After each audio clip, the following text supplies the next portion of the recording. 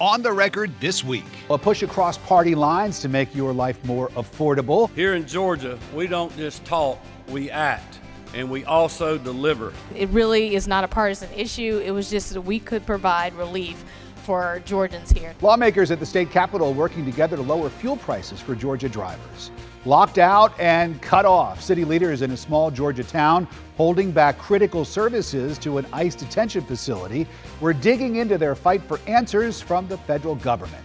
And a Georgia Democrat says she is leaving the legislature to try to make a difference. I want to do the most good, and that is why I'm running for lieutenant governor. Former state senator Nabila Parkes speaks candidly about her campaign for lieutenant governor.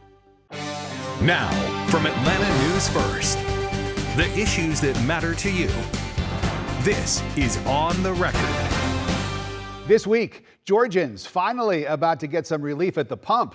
Georgia lawmakers passed legislation to eliminate the state's gas tax, at least for now, but don't look for any relief at the airport, where TSA wait times are off the charts as the U.S. Senate fails once again to fund the government. Good Sunday morning. I'm Rick Fulbaum. Gas prices are way up since the U.S. and Israeli militaries began pounding Iran last month. Last week, Georgia lawmakers approved a 60-day suspension of the state gas tax. The bill passed with bipartisan support in the House, then received unanimous support in the state Senate. We're going to put a suspension on the Georgia gas tax for 60 days. Upon the governor's signature, it's going to save 34 cents per gallon for the next 60 days. But in the meantime, we're going to do what we can to help our citizens of Georgia have the lowest cost possible. It really is not a partisan issue. It was just that we could provide relief for Georgians here. We see that this conflict in the Middle East is not slowing down, unfortunately, and I believe that the 60 days should be fine for now. If it continues, God forbid something worse happens, then we can get into more discussions to extend it. Governor Brian Kemp signed the legislation into law on Friday. Today is just the latest step we're taking, and it's one that will help all Georgians as they work to make ends meet. Here in Georgia, we don't just talk, we act, and we also deliver. The governor also signed House Bill 1000. It delivers another one-time rebate of up to $500 to Georgia taxpayers.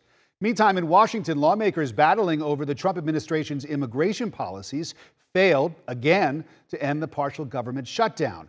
That means thousands of government employees, including TSA screeners, continue to work without pay. Georgia Democrat U.S. Senator Raphael Warnock introduced a bill last week to start paying TSA workers immediately, but it failed on the Senate floor. Senator Warnock accused Republicans of using federal workers as leverage to push forward their agenda.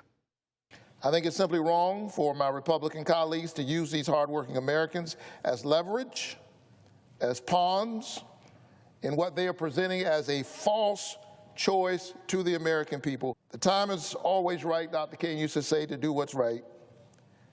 And so I'm calling on this chamber to pay TSA workers right now before we again all head to the airports. Portions of the U.S. Department of Homeland Security have been shut down for more than a month. And this is over the Trump administration's immigration policies, with Democrats demanding change after federal agents killed 2 U.S. citizens in Minnesota. The White House has softened its stance in recent days, agreeing to some of what the Democrats are asking for, but there's still no deal that would get that funding going again. And because of that, the airports have been a mess. Long lines and missed flights for travelers all over the country, including here at the world's busiest airport. Officials at Hartsfield-Jackson Atlanta International told us last week that about a third of TSA screeners aren't showing up to work. The union representing those agents told us they're struggling to pay for housing, food, and health care. To be quite frank, officers are pissed off. And we're not just talking about here in Atlanta, we're talking about nationwide. This is not a partisan issue. TSA employees did not cause this shutdown, yet they are bearing the burden of congressional inaction. Republicans, meantime, are blaming Democrats for the TSA turmoil, including Georgia's other Democratic U.S. Senator Jon Ossoff, who happens to be up for re-election in November. Attention travelers, and welcome to Hartsfield-Jackson Atlanta International Airport. Whether you're heading home or just passing through, we hope you enjoy your extended stay in the security line. This delay is courtesy of Senator Jon Ossoff. Senator Ossoff's team responded to the attacks, telling on the record Senate Republicans have blocked multiple attempts to pass legislation to fund TSA, FEMA, the Coast Guard, and key agencies. Republicans should stop objecting to this common sense proposal. Let's say hello to our panel this week. Brittany Ellison is a Republican strategist, president and founder of Peach State Approach. Andrew Heaton is director of campaign and field services for the Georgia House Democratic Caucus and founder of Sagamore Hill Consulting. Thank you both for coming in. Nice to see you. Brittany, we don't even know who Jon Ossoff's Republican challenger is going to be, but it's certainly not stopping national Republicans from going after him on this.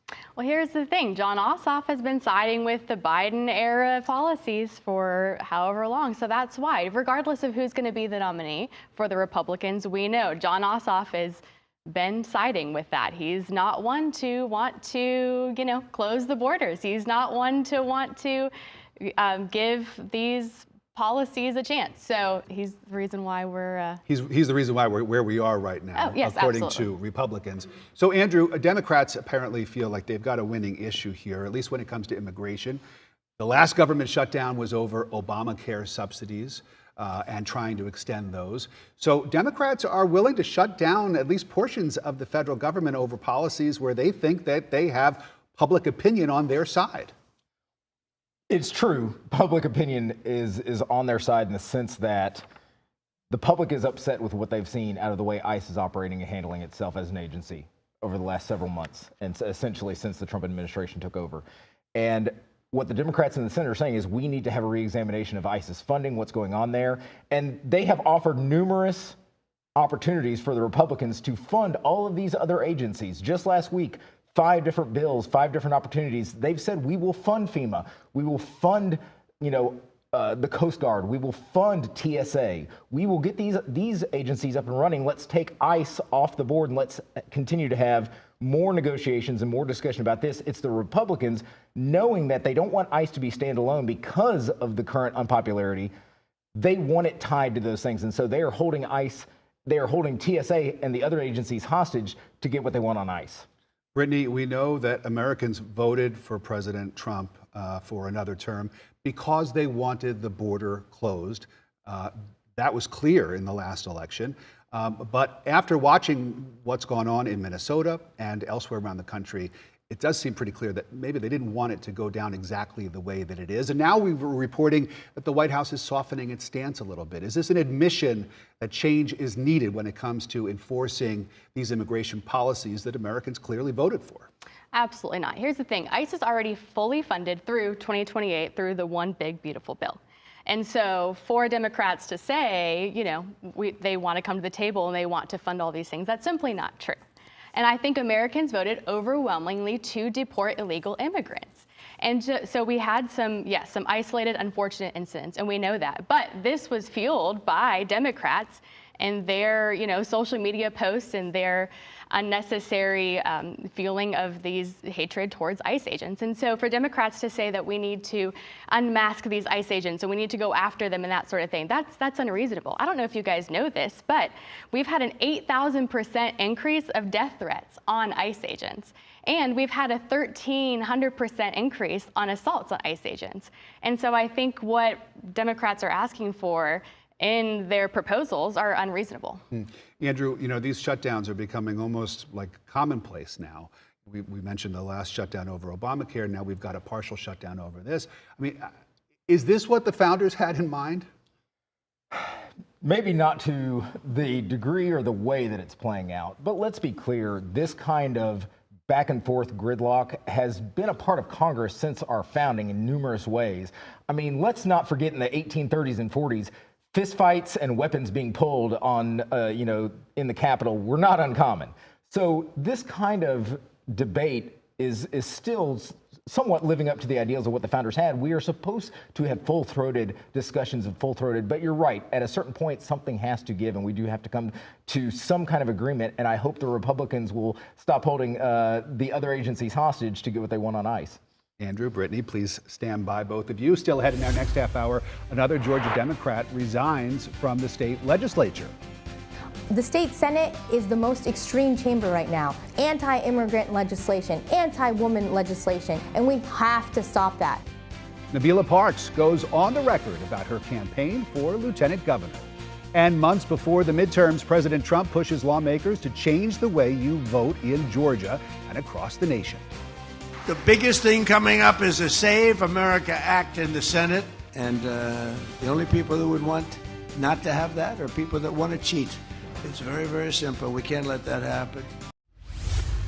Right now, politics, as we know, can be very cutthroat. But listen to what's happening in the race to win an empty seat in the Georgia State Senate. Republican candidate Lanny Thomas and Democrat Jack Ziblack are facing off in next month's runoff election in State Senate District 53. Last week, spokespeople for Thomas announced campaign events are on pause as he recovers from emergency surgery. That prompted his opponent, Ziblack, to announce that he's putting his own campaign on pause, quote, until we have a clearer picture of the best way to move forward. Ziblack also called his opponent, quote, a good man, a dedicated educator, and public servant. Wished him and his family the best and a full recovery, and we here at On the Record extend our best wishes as well. And by the way, early voting in that special election begins next week, along with 3 other runoff races. Meantime, candidates for Marjorie Taylor Greene's old seat in Georgia's 14th congressional district are facing off in a debate this week. Democrat Sean Harris and Republican Clay Fuller go head-to-head on the debate stage, making their case to Northwest Georgia voters ahead of Election Day, April 7th. Whoever wins that race will serve out the remainder of Greene's term, which ends in January 2027. And you can watch that debate tomorrow at 1 p.m. here on Atlanta News First and streaming on the ANF Plus app. And Atlanta News First is your election authority. You can scan the code on your screen to download our free app and get up-to-the-minute notifications from the campaign trail sent directly to your phone. Right now, Georgia lawmakers are considering major changes to the way you vote. Lawmakers in the Georgia House advanced Senate Bill 214 last week, and if signed, if this goes into law, it would move Georgia to a hand-marked paper ballot system by 2028. It would remove QR codes from ballots across the state. Now, a different bill that failed to pass in the Senate on crossover day would have required that change be made this year, but lawmakers who opposed it said that that would require too much maneuvering with such a short window before this year's elections. Debate in the U.S. Senate is underway surrounding the President Trump-backed voting bill called the Save America Act. Republicans say it will shore up election security. Democrats say it will disenfranchise millions of voters. If passed, the bill would require proof of citizenship to cast a ballot, but Democrats estimate about 69 million Americans who may not have access to their birth certificate or who have legally changed their name could be purged from the voter rolls. Lawmakers voted 51 to 48 last week to open debate, which could last for days. Ready to be here all day, all night, as long as it takes to ensure the powers of voter suppression do not win the day. Let me be very clear. The SAVE Act is not a voter ID bill. It is in every sense a voter suppression bill. I think in terms of, it's not politics, it's really good for it, so good for our nation. I mean, who would not have voter ID? Who would not have proof of citizenship? And the only people who would want not to have that are people that want to cheat. It's very, very simple. We can't let that happen.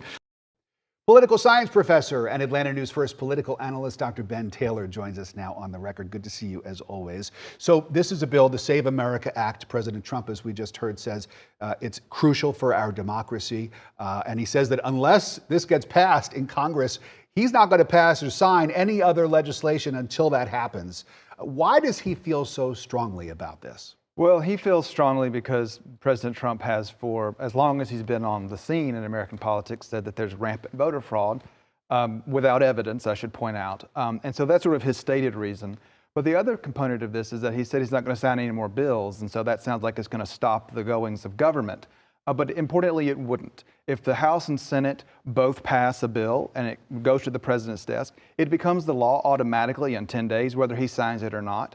So this sounds like a big threat, but in fact, it's not really that big a deal, presuming that Congress actually passes a bill. The issue now is that, of course, the Senate is sort of focusing only on the SAVE Act, which is sort of causing things to stop. Mm-hmm. Okay, so let's talk about this for a second, because we mentioned that the president is accusing foreign-born people in this country from voting in our election. It's already illegal for that to take place, right? That's exactly right. It is currently on the books. It is against federal law for non-citizens to vote in federal elections. That's a fact. And there have been several attempts to look at this over the years. In fact, the first Trump administration with Chris Kobach looked at this, had a big investigatory body that looked at this, trying to find voter fraud and undocumented immigrants or non-citizens voting, and there was no evidence. I mean, it just literally wasn't happening. And so in a large sense, the SAVE Act and some of these federal level statutes are really solutions in search of a problem, because fundamentally, and we should always remember this, the Constitution makes it very clear that elections are a state responsibility. And so the state of Georgia is responsible for administering our elections, and we have voter ID. We have a robust voter sort of process to review the voter rolls that the Secretary of State's office does with regularity. And so if people are concerned about voter rolls, they should really look at their states, because that's a state responsibility. Well, we heard the president also say that the only people who would be against this would be people who want to cheat. And as you mentioned, he did try to look into this in his first term, appointing that person to Chris Kobach to look into it. He claimed that he would have won the popular vote had it not been for all of the foreigners who voted illegally. Right. Where does this go from here, do you think? I think essentially what the White House is doing right now is really something of sort of a rhetorical strategy. I think anyone who understands the situation in the Senate realizes this is not going to pass. It passed the House by a bare majority because there's a small Republican majority in the House. So fundamentally what this is sort of a rhetorical strategy to sort of cast some level of doubt on the upcoming 2026 elections, just in the event that Republicans do take heavy losses, which is at present sort of a historical paradigm, as well as sort of, if you look at public opinion, the president's not very popular. So if the Republicans were to take big losses, this would be something to fall back on rhetorically. But importantly, I want to really emphasize, there's just no evidence. I mean no evidence for the kind of systemic fraud that the president and the White House are talking about. It just doesn't exist. And so really that's the fact. All right, Dr. Ben Taylor, always good to see you. Thanks very much for coming in. Still ahead, the Trump administration's push to change the childhood vaccination schedule shot down in federal court. We'll tell you what Georgia doctors are saying next. On the Record, Atlanta's most in-depth political talk show. Scan the code on your screen to subscribe to the On the Record newsletter and get every story impacting Georgia's political landscape sent straight to your inbox. For the first time ever, a Georgia mother is being charged with attempted murder under our state's heartbeat abortion law. 31-year-old Alexia Moore allegedly took misoprostol to try to abort her unborn child in December down in Kingsland, South Georgia. That's according to The Current, a media outlet in coastal Georgia. She was rushed to an emergency room where doctors reportedly delivered a severely premature baby girl who only lived for about 2 hours. The Georgia Life Act took effect in June of 2022 after the U.S. Supreme Court overruled Roe v. Wade.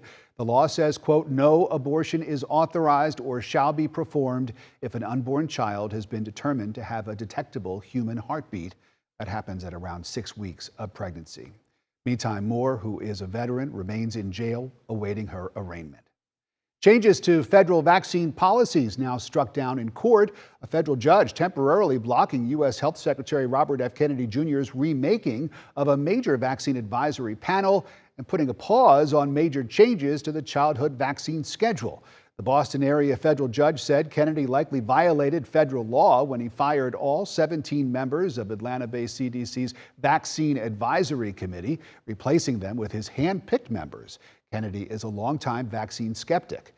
Also, the judge said the CDC's decision in January to overhaul the U.S. childhood vaccine schedule did not follow the proper legal channels. Kennedy's plan would end broad recommendations for all children to be vaccinated against RSV, hepatitis A and B. The judge's ruling sides with members of the American Academy of Pediatrics. Doctors Atlanta News first spoke with say that the CDC's proposed changes were confusing to patients and not in the best interests of public health. So the burden is on us to really inform people. Vaccines are safe. The U.S. Department of Health and Human Services attacked the judge who ruled against the department, saying, quote, HHS looks forward to this judge's decision being overturned, just like his other attempts to keep the Trump administration from governing. We will keep you posted. Still ahead, from heartbreak to action. This is a thing that makes a difference in people's lives, and that's really what keeps me coming back. Because we need to make a difference, and if we're not making a difference, we need to do something else. One Georgia family's push to save lives being considered in the state capitol. Plus, the newest candidate to enter the race for lieutenant governor goes on the record. Come next year, we have someone in that chamber who will shape the direction of the state in a positive and forward-thinking way. Now, from Atlanta News First, the issues that matter to you. This is On the Record. This Sunday, another empty seat in the Georgia State Senate.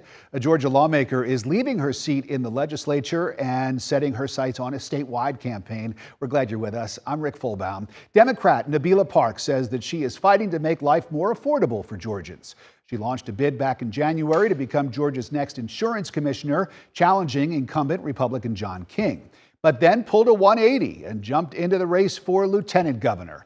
Last week, Parkes resigned from the state Senate to focus on her campaign. In her resignation letter, Parkes wrote, quote, the legislature under this Republican leadership is a place where good ideas go to die. She is now one of 3 Democrats fighting for her party's nomination. Another 7 candidates are running on the Republican side. But Parkes believes that her life experiences and her time in the Georgia Senate make her the right person for the job. She explained all of that and more to my colleague Doug Reardon when they sat down on the record. You initially started out wanting to run for insurance commissioner. You ended up changing your mind and running for LG. So I ran for insurance commissioner to lower the cost of living for Georgians. We have some of the highest insurance premiums in the nation. That is still a top priority of mine. I want to do the most good, and that is why I'm running for lieutenant governor. I was the youngest woman to get elected. I was the first woman to give birth while serving in the state Senate. I went to school. I grew up on free and reduced lunches at low-income schools, at public schools. I worked my way through college with the help of the Hope Scholarship and became one of the first college graduates in my family. I know what the everyday Georgian feels because I lived through it. And so I believe that lived experiences inform your priorities. And I will be the first woman to be lieutenant governor, the first mother to be lieutenant governor, but also the first daughter of immigrants to be lieutenant governor. And I have the experiences and the qualifications to be a strong lieutenant governor that's going to unify Georgians. Unlike some of my opponents in the Republican primary, Senator Greg Dolezal, the week of qualifying, let out an extremely disgusting, hateful, racist video targeting Muslim Americans as terrorists. This man is a front runner.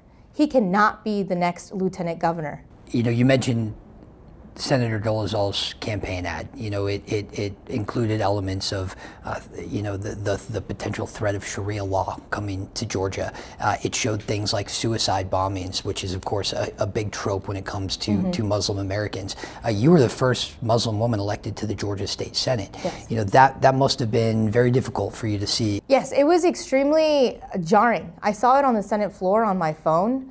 I actually went up to Senator Greg Dolezal and I told him that this was extremely hateful and Islamophobic, anti-Muslim. I couldn't believe that he had put this out. And instead of looking me in the eye and having a response, he put his head down. Even some of his Republican opponents said that he went way too far with this. But guess what? He is gaining steam right now in the Republican primary. This man has a potential to be the next lieutenant governor. We cannot let that type of hate continue in the state Senate, in the state of Georgia. A lot of these things you can no longer do from your perch in the state Senate. You had resigned earlier this month, and you had said, you know, in your resignation letter to Governor Kemp that the state Senate is a place where good ideas go to die. Was it really just that? Were you fed up with the inability of the minority party, the Democrats in that chamber, to be able to really do anything? The state Senate is the most extreme chamber right now. They are anti-immigrant legislation, anti-woman legislation, anti-voting rights legislation. That is all coming from the state Senate right now. And we have to stop that. That's why I stepped up to this fight. And I know that we're gonna have a campaign that speaks directly to voters, with a short amount of time, but we're going to win because this is a campaign for everybody. Case in point, I introduced legislation, as I mentioned, to get rid of the sales tax on baby products. You know, as a mom, I understand how expensive these diapers are, how expensive these wipes and clothes and strollers are. I couldn't get that bill on the floor. But you know what bill did get on the floor? An 11-day tax exemption for firearms. That is what the state Senate and Lieutenant Governor Burt Jones prioritized instead of children and babies. I'm sick and tired of that. And when I'm Lieutenant Governor, I'm going to make sure the priorities that this chamber has actually helps working families. Well, if you are elected Lieutenant Governor, you could find yourself right across the hall from a potential Governor Burt Jones. You know, would you be able to work with someone like Burt Jones, someone who is a Republican in the governor's seat? I've worked across the aisle. I know how to work across the aisle. I would work with whoever the governor is to bring the most that I can for Georgians. At the end of the day, I want to make sure that we're saving as much as we can for Georgians, that we make sure that we are keeping as much money in their pocketbooks. Because right now the cost of everything has gone higher and higher, and Georgians are suffering. So I will work with whoever to make sure that we reach those goals. And that's just a part of Doug's conversation with now former State Senator Nabila Parkes. You can listen to the full interview right now on the Atlanta News First YouTube channel. And let's welcome back our panel for this week. Andrew Heaton is Director of Campaign and Field Services for the Georgia House Democratic Caucus, founder of Sagamore Hill Consulting. Brittany Ellison is a Republican strategist, president and founder of Peach State Approach. Thank you both for joining us and going on the record. And Andrew, let me start with you because we just heard from former Senator Parkes. She says that the Senate is basically gridlocked. Realistically, would she be able to change that were she to win as Lieutenant Governor? To be honest, I'm not sure that any Democratic lieutenant governor would make it better, because the reality is, with the way the Senate is comprised and with the way the elections, even in a blue wave in November, are likely to break, you're still going to have a Republican majority in the Senate. So if anything, you might see a change in the style of gridlock, but I don't know if the gridlock's going to change that much. Obviously, the lieutenant governor gets to set a little bit more of the agenda, but the gridlock might remain. We heard from former Senator Parkes that the state legislature, in her words, is where good ideas go to die. But, you know, we've seen some pretty meaningful legislation, I think, pass. Some of it in a bipartisan way. We talked about the gas tax suspension. We've also talked about other bills, like there was an autism awareness license plate bill that passed unanimously. Another bill that we'll talk about coming up a little bit later is a bill that lets people know where AED machines are located in buildings. This seems like pretty meaningful stuff, Brittany, no? There are absolutely some fantastic bipartisan legislation. We're also talking about some great education bills. We have two fantastic literacy bills right now in the House and the Senate. You know, 70% of our kids cannot read on grade level right now in the state of Georgia. And so, no, it's absolutely not true that the Capitol is where good bills go to die. I mean, if she really feels that way, then why is she running to preside over the Senate? I really feel that she didn't resign, she quit, in my opinion. And I can't stand when people both on the left and the right do this. They quit to run for higher office. You know, we saw John Kennedy do that. He quit so he could fundraise. And we have Colton Moore, who quit to run for Congress. And the sad part about this is that now these constituents don't have someone representing them. I mean, that seat in Colton Moore's seat, it's still open. Those constituents still don't have someone representing them. And that's the sad part about this situation. What about that, Andrew? Because now, you know, as Brittany said, Senator Parkes' district is not represented in the state Senate. Democrats are trying to win every seat they can. Has she put her party in a little bit of a box here? I will say that with the current state of, you know, there's gerrymandering and then there's the Georgia Senate. Some of the most gerrymandered seats you've ever seen, and on both sides. The parties are fairly locked in both seats. So with Senator Parkes' seat, you know, I think it was in the last election, it was a 10+D seat. I don't see this necessarily putting her seat at risk. There are other issues, and to Brittany's point, there are still negotiations going on about bills currently in the Senate. And so having that voice go away, having one more less voice in the room for Democratic priorities to push bills in negotiations is a loss for the constituents. But as far as putting the seat at play, I don't think it does that. Pretty safe Democratic seat, just like Colton Moore's seat is probably a safe Republican seat in his former district as he continues to run for Congress in Marjorie Taylor Greene's old district. I want to ask you, Brittany, because it's very interesting here in Georgia, and this is not the case everywhere, where the governor and the lieutenant governor can be from different parties. So I just wonder if we were to have a Republican governor and then someone like Senator Parkes winning the lieutenant governorship, what does that mean for legislation? What would that even look like? Well, I don't see that happening. I think the bigger issue is not if there's a Republican and a Democrat. It's more, can they get along? Yeah. I mean, we see right now the House and the Senate, they're not getting along that well. There's a little bit of a war going on. The Speaker of the House's literacy bill in the Senate was just recommitted back to committee. And there's, a little bit of a war of who's running against who and that sort of thing. So it's more of who can get along in the sandbox. Right. Well, hopefully everybody can get along. We'll follow that, of course. Next on the record, a small-town Georgia city manager going up against the federal government in an effort to keep ICE detention centers from opening up.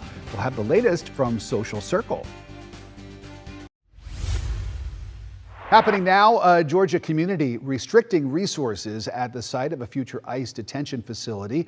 The city of Social Circle put a lock on the water meter at the warehouse Homeland Security officials say will soon house up to 10,000 detainees.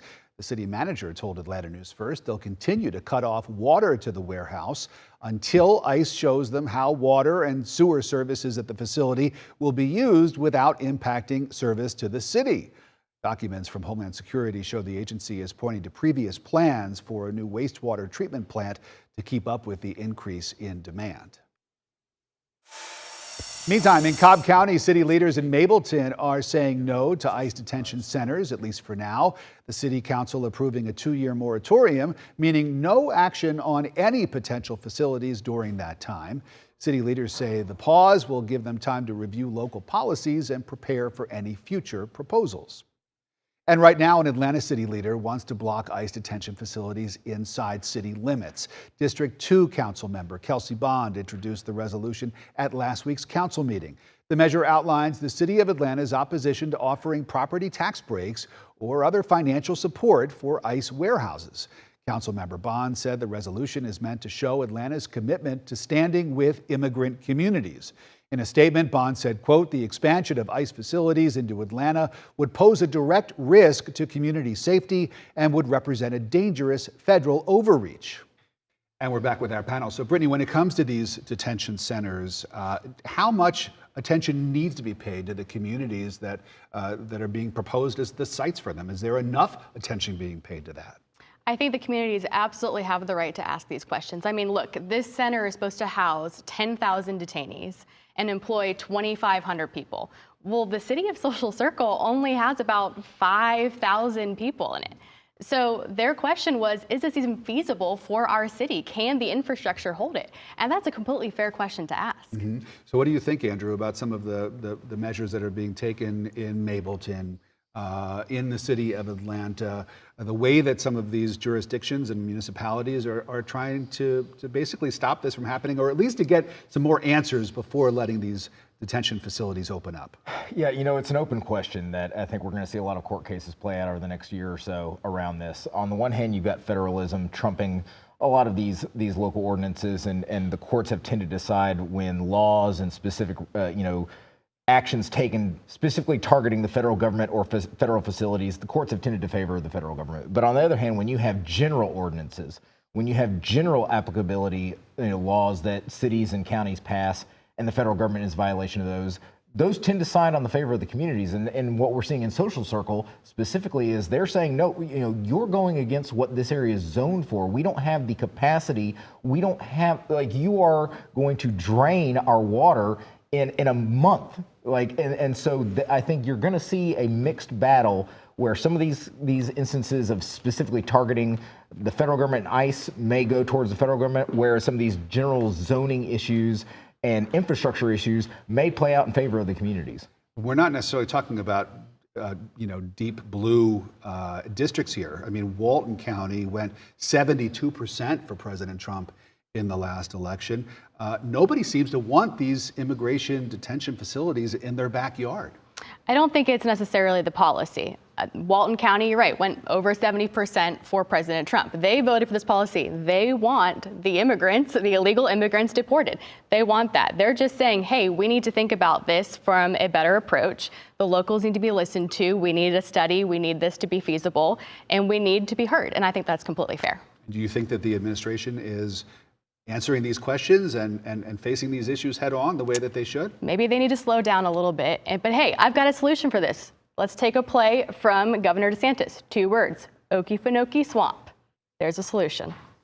Down and put them in the Everglades? Absolutely. Put places where people Maybe don't... the county outside a little bit. All right, well, thank you both. We appreciate it. Well, right now, Georgia's Public Service Commission is on the defense after approving nearly 10,000 megawatts of power to largely power data centers statewide. Artificial intelligence is fueling a massive boom in data centers across Georgia. And with that boom comes huge demands on the state's power grid. But activists say the PSC's move to pour more resources into the data center boom could send your power bill soaring. Atlanta News First senior reporter Patrick Quinn sat down with the head of the Public Service Commission, who says there are necessary barriers in place to make sure data centers pay their fair share. There's a lot of focus on data centers and Georgia. Some counties are already putting regulations in place, stopping their development. Others, they're welcoming them with open arms. I sat down with Jason Shaw, head of the Public Service Commission. He said Georgia is ready to capitalize on this boom, but said necessary barriers are in place.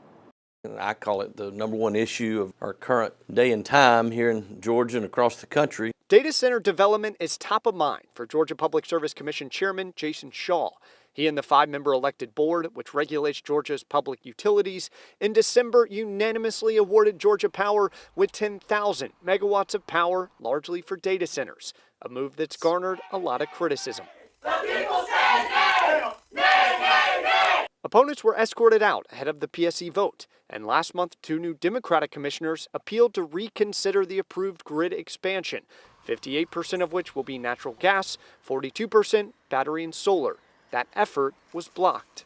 Well, it's been enormous pressure. Chairman Shaw has been on the hot seat and in a sit-down interview defended the PSC's move to power data centers. It's going to happen, it looks like. I mean, so we might as well be in the win column here and take advantages from it for our citizens. Shaw said rural counties could especially gain a lot with data centers moving in, but he's heard the concerns and has some himself. The biggest fear we've had from day one was, what if these loads don't materialize? But so far, prospective data centers are circling Georgia.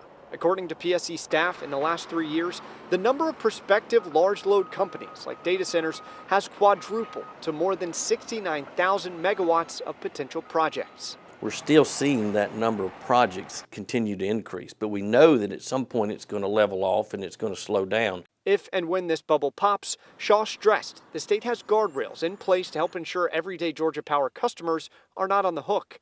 Data centers have to sign 15-year contracts to stay in Georgia. They have to pay for transmission fees and cost analysis studies before they start construction. I feel very confident, I do, that we have done everything we can to make sure that these customers are paying more than their fair share. We put our entire 35-minute interview with Jason Shaw on our website at atlantanewsfirst.com. He defends the state's commitment to natural gas. I also asked him about making this more transparent so people can see the contracts with data centers. Outside the state capitol, Patrick Quinn, Atlanta News First. Still to come, one Georgia family using their personal tragedy to try to help others. All week long, Atlanta News First digs into the latest developments from our elected leaders here in the state capitol and in Washington. Subscribe to the On the Record podcast to get political updates in the palm of your hand. Turning grief into action under the Gold Dome, a Georgia family is pushing for change after tragically losing their son. Atlanta News First reporter Abby Kasouris is at the Capitol, where lawmakers showed rare unanimous support. The first minute after a heart stops is everything. There are supposed to be AEDs on every floor of the Capitol building. But walking around here today, I had a hard time finding one, especially fast. This bill is about changing that. If you call 911, a dispatcher would point you to the closest defibrillator when seconds matter most. Senate Bill 399. Just a number until you hear the story behind it. This common sense piece of legislation was born out of tragedy. That tragedy, Mason Sells, a 20-year-old who collapsed during an intramural soccer game. A defibrillator close by, but his family says no one knew where to go. A candlelight vigil on what would have been the week of his 21st birthday. With more candles than we could ever load onto a cake. Inside the Capitol, AEDs like this one sit, easy to miss. The American Heart Association says in case of cardiac arrest, survival can reach 90% in the first minute with a shock. Every minute after drops fast. Mason waited. His family says help didn't come in time. We came to Senator Harbin a little over a year ago with broken hearts and a concern. With State Senator Marty Harbin, the Sells family watched from the House floor. Hands clenched, eyes locked on the board. 399, the yeas are 165, the nays are 0. Unanimous, bipartisan, enough to bring the bill's sponsor to tears. This is a thing that makes a difference in people's lives, and that's really what keeps me coming back. Because we need to make a difference, and if we're not making a difference, we need to do something else. It's relief, but not closure. One life they couldn't save, others they're hoping to. I would trade every one of them, and I would take my boy back. Wednesday's vote was final passage. This bill now heads to the governor's desk for his signature. If he signs it, they would start mapping defibrillators in real time. At the state capitol, I'm Abby Kasouris. And that's our show. Thanks to our guests, Brittany Ellison, Andrew Heaton, and Dr. Ben Taylor. And thank you for watching. We'll see you next Sunday.